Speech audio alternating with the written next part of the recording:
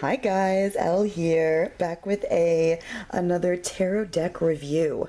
And today it's the Decadent Dream Tarot by Eleanor Boyce. I will put a link to her website down below. It's knackthag.com. And I'll also put a link to her Etsy shop, where you can get all of her decks, including this little beauty here. So this deck is a beautiful collection of pieces of art that are perfectly fitted into each tarot card. They're artwork from late 19th century, early 20th century, and all the art is from like these different movements. They're from pre-Raphaelite, aesthetic, symbolist, decadent, and the Art Nouveau movements. And they all are really rather cohesive. It fits together just beautifully. I gotta say, this is one of the decks that I probably spent, it may be the most expensive deck in my collection. After we factored in the shipping from the UK, it came to almost about $90, a little bit over. But I do not regret spending that money for a second. Oh my God, I am just in love with this deck. It doesn't come with a box or anything. It just comes shrink wrapped, and it comes with like a little black gauze bag that I'll show you in a sec. But it does come with this wonderful little booklet thing. It's very, very thin, but it does give you some information about all of the artists, which I found invaluable. I had only heard of maybe a handful. Like there's some Gustav Klimt images in here. There's a couple, Alphonse Mucha, who I'd of course heard of, but other than a couple of the artists, I was really unfamiliar with them. But what happened when I got this wonderful tarot deck and realized I was obsessed with this style of art, it sent me down this little rabbit hole of art history learning, and I just became fascinated with a lot of these artists and their life, and what's cool about all the artists that she chose to use too is they were really fascinated by philosophy and the occult, and some of them theosophy, which I'm obsessed with. And that's the subject of these works of art, of their paintings also, so it just fits amazingly into the tarot. All right, anyway, what she has here is there's an introduction here where she talks about all the different art movements, the pre-Raphaelites, the aesthetics, the symbolists, blah, blah, blah. And then she's got some other beautiful pieces of artwork in here that are not in the tarot deck. And then she does go through each of the major arcana cards here with a little blurb about the meaning of the card at the bottom. All the majors have a full page black and white illustration of the card. And then once you get into the minors here, she has about 4 on each page. It'll look like that, with a little sentence, keywords kind of thing about the meaning of the card. And then she just has on all these pages, even for the majors, the artist's name listed at the bottom. And then what you can do if you want to learn a little bit more about the artist is she has an artist's index back here, which tells you just a little blurb about each artist. But this was perfect. It was just all I needed to hop online and do a little bit more research into some of these artists. Look at that image. There's like a lot of really powerful, fucking awesome chicks in this deck. A lot of like femme fatales. Really cool. Okay, that's the back of the book. And then this is what the deck looks like, guys. This is the bag I keep in with a little horn on there. But this is the bag it came in. And like I said, it just came shrink wrapped with the bag separate, but it comes with this cute little black gauze bag, which I just keep inside of my other one to protect it.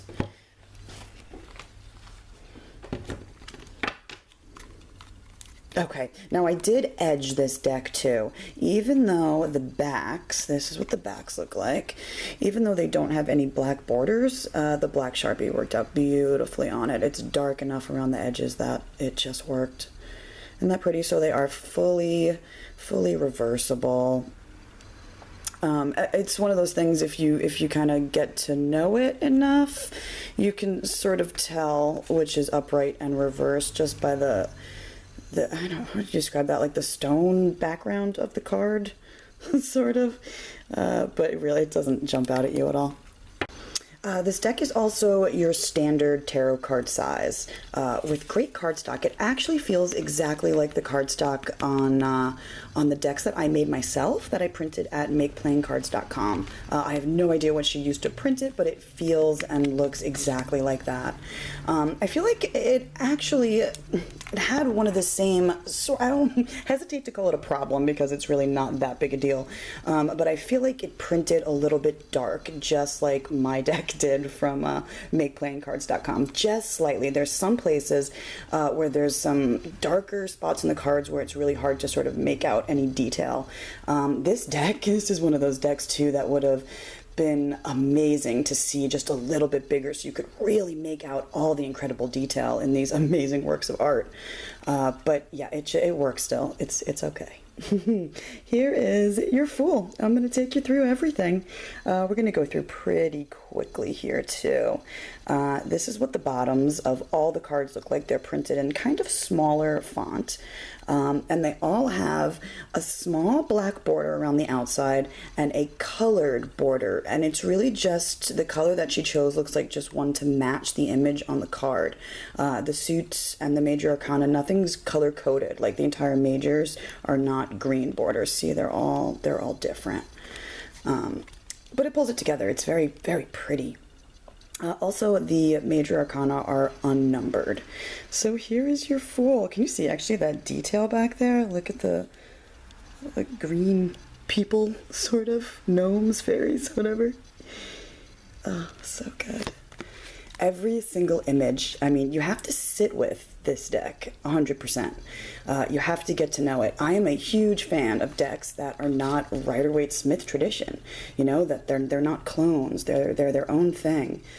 She definitely went with a lot of sort of Rider-Waite-Smith meanings, especially in the minor arcana, you'll see that, but they are not intentionally trying to copy a Rider-Waite-Smith card, not at all. So this is one of those decks, like the Chamonix, like the Alchemical Tarot, that you need to spend time with and get to know before you can really, really read it. I mean, that's something, there's one of those, Gustav Klimt, by the way, that's the Empress. Yeah, I mean, it's cool to get a Rider-Waite-Smith style tradition deck. Look at the detail.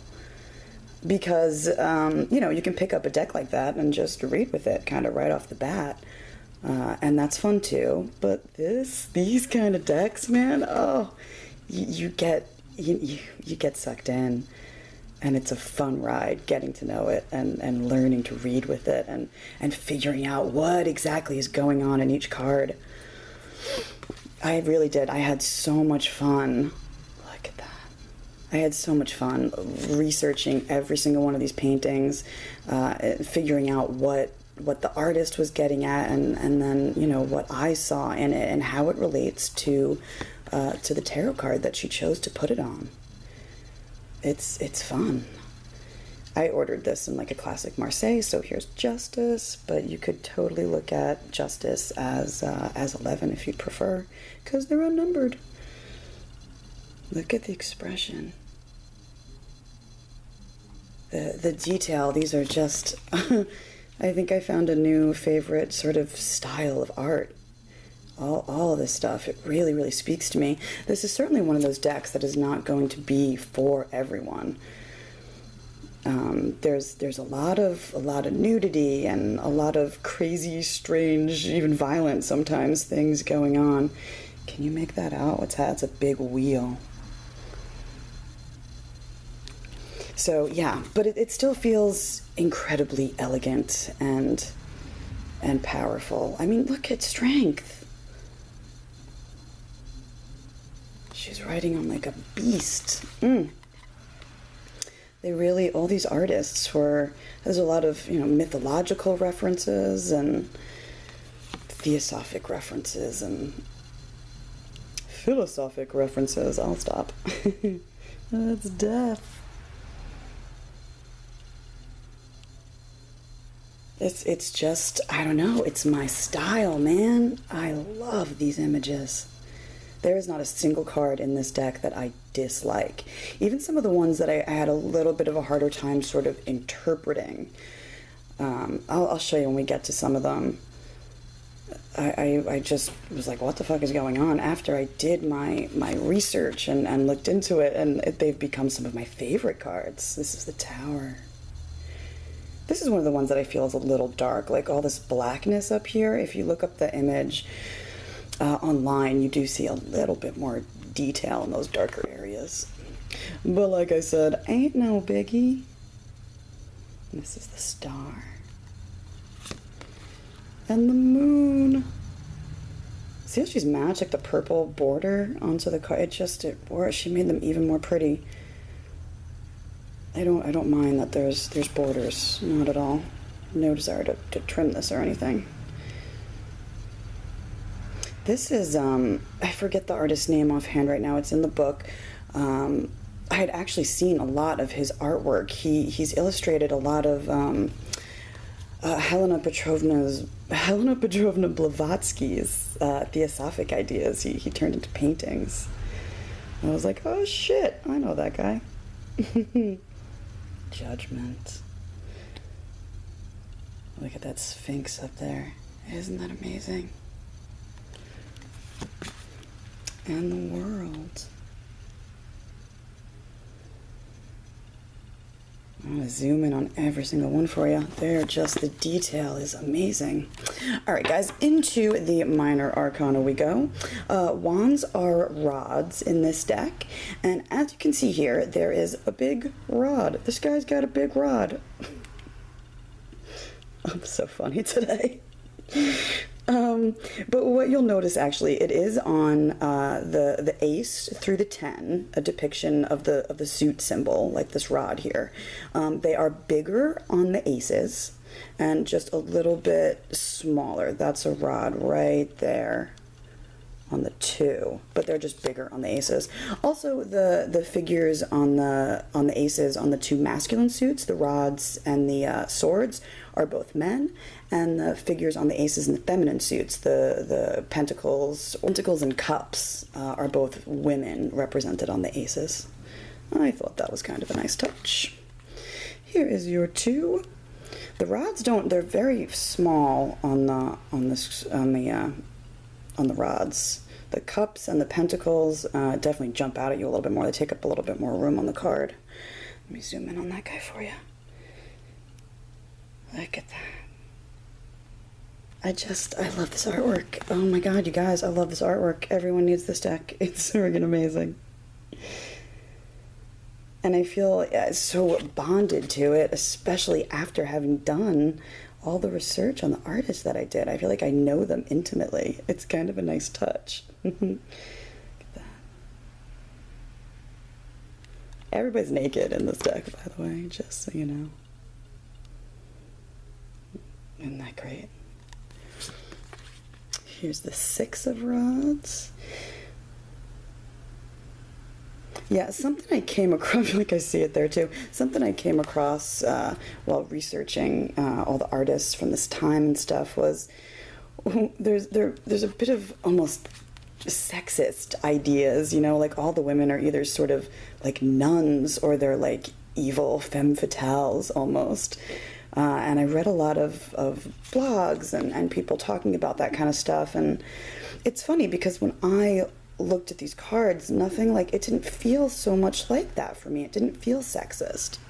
The women just felt powerful and strong, and that's kind of what I took away from it. Yeah, I mean, women's rights at that time, and kind of a fucked up time, but I don't know. Yeah, it doesn't feel that way when I look at these cards. This is one of my favorite artists that I discovered.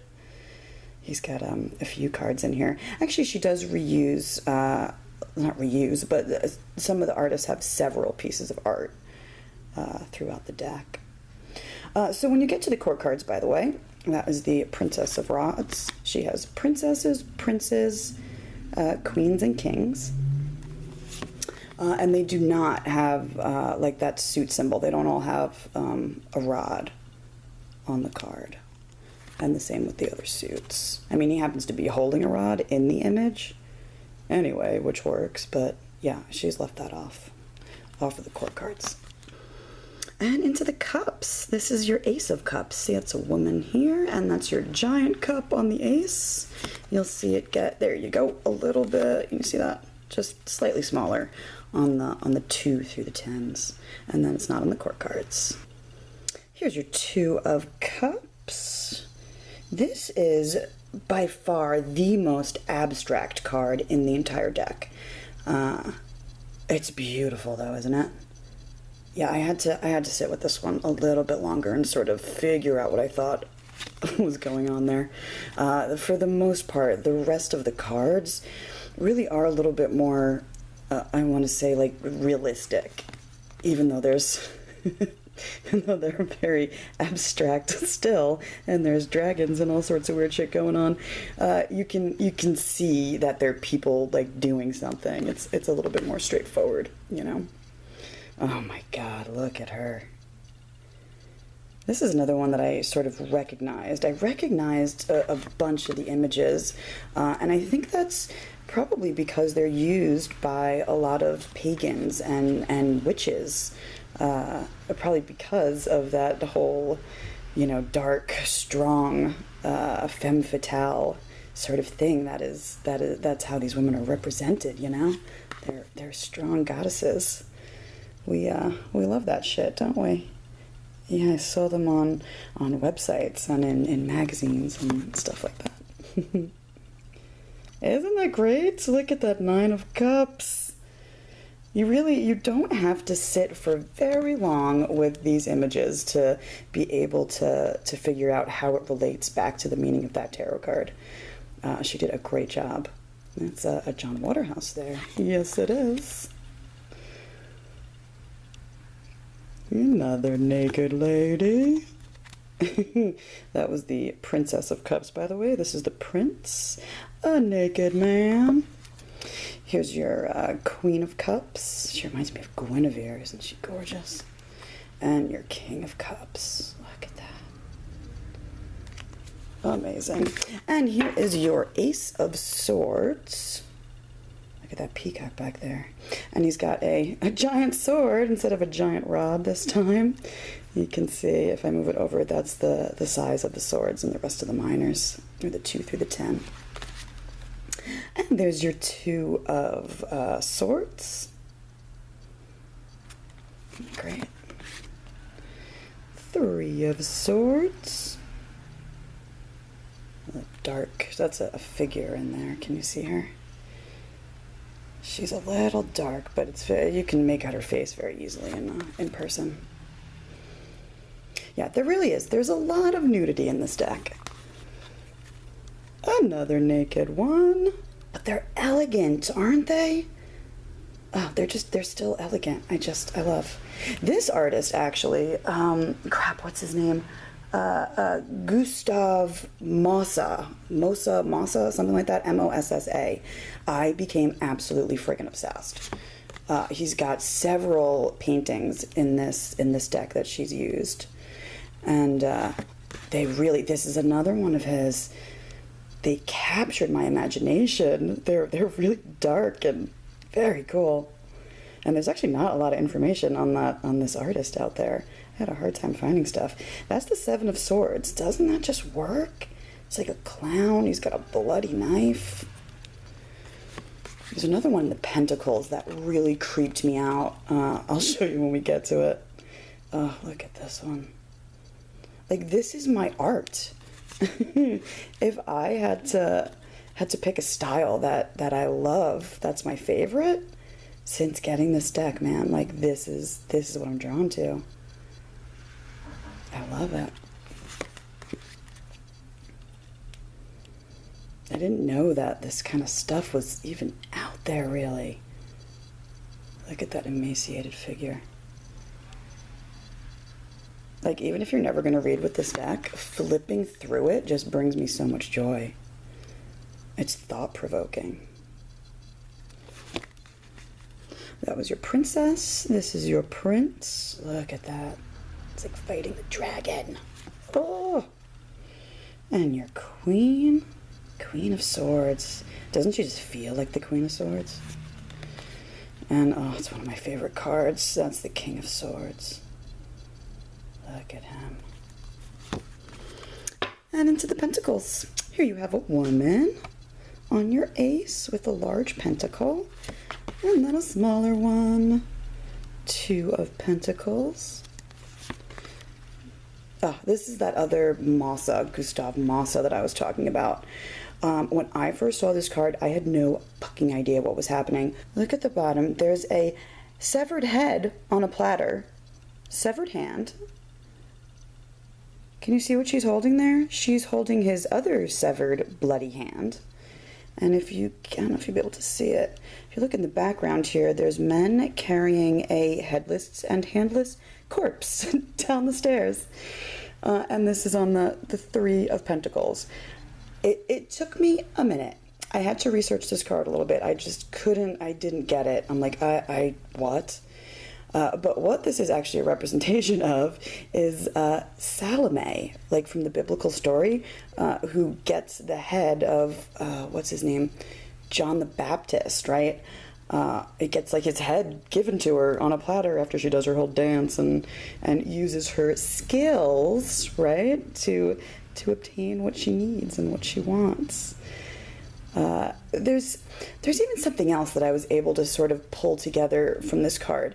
It reminded me of how Christine Payne Towler in her Tarot of the Holy Light, or her book about Tarot of the Holy Light, she talks about something in the reversal of this card and how it can mean eccentricity even, and that comes from, because you're sort of, the reversal would be anyway, because you're in, or maybe in an environment where your creativity isn't being nurtured, isn't being supportive. So you have to sort of be supportive and nurturing of yourself.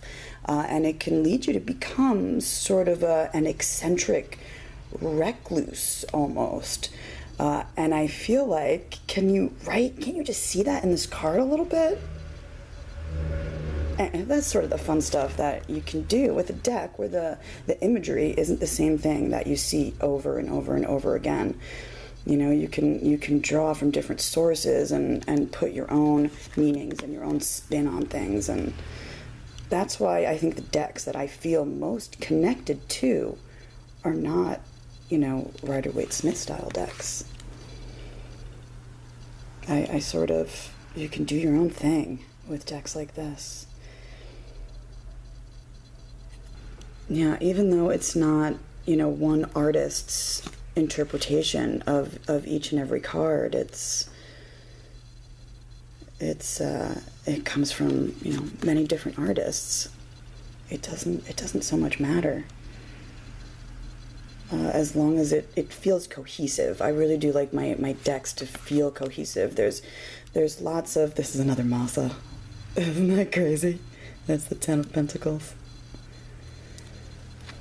Yeah, there's lots of collaborative sort of decks out there that I love so many of the cards, or I love all the cards, but I just, I can't quite go for it because the deck itself doesn't feel like it all belongs together. That I have a hard time with for some reason. And this definitely does not give me that feeling. Even though some of the styles really are quite different. I don't know, the colors, the themes, it just all works together for me. Here's your Queen of Pentacles.